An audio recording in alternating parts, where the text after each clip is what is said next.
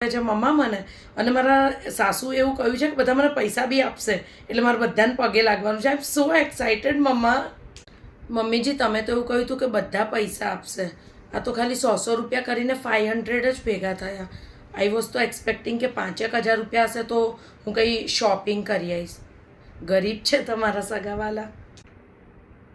મમ્મા આ બગલા જેવું મોઢું ના કહેવાય, અને પાઉટ કહેવાય, અને સેલ્ફી લેવા માટે આવું મોઢું કરવું જ પડે, નહીં તો મજા જ ના આવે, ફોનના પૈસા પણ વસૂલ ના થાય.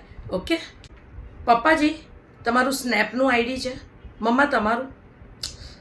ઓ ગોડ યાર મિહિર કમોન, તારા મોમ ડેડ સ્નેપચેટ નથી વાપરતા?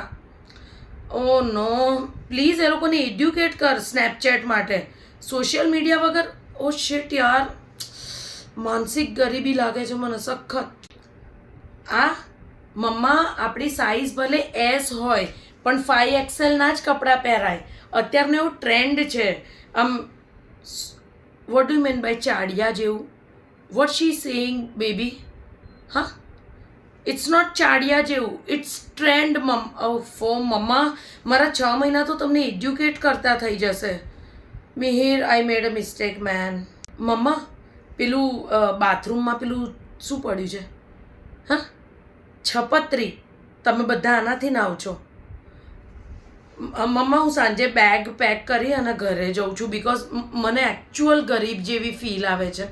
આ છપત્રીથી નાહવાનું મને નહીં પોસાય. નો નો નો નો નો, મને તો ડવ સાબુ જોઈએ. સ્કીન એસી હોની ચાહીએ, એસી. મમ્મા વાવ વાવ, આવું બધું મને ના ગમે. મિહિર પ્લીઝ યાર તું મને ઘેર મૂકી જાય, આ લોકોને બરોબર તું એડ્યુકેટ કર અને પછી મને લઈ આવજે અહીંયા પ્લીઝ. મમ્મા રોટલી નથી બળી ગઈ, તમે લોકો લોટ અલગ તરીકાથી દળાવો.